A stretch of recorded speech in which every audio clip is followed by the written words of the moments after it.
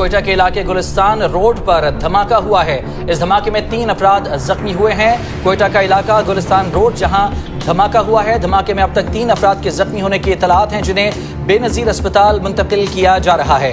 جی بالکل، یہ کوئٹہ کا علاقہ ہے گلستان روڈ، جہاں پہ اب سے کچھ دیر قبل ہی ایک زوردار دھماکہ ہوا۔ دھماکے کے بعد جس کے نتیجے میں 5 افراد جو ہے وہ بتایا جا رہا ہے کہ اب تک کی اطلاعات کے مطابق جو زخمی ہوئے ہیں، جنہیں فوری طور پر بے نظیر اسپتال منتقل کر دیا گیا ہے۔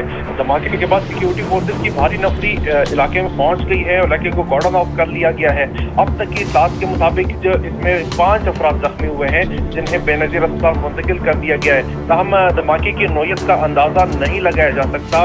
پی ٹی ٹیمیں اور سیکیورٹی فورسز کی بھاری نفری اس وقت بھی علاقے میں موجود ہے اور علاقے کو گھیرے میں لے رکھا ہے۔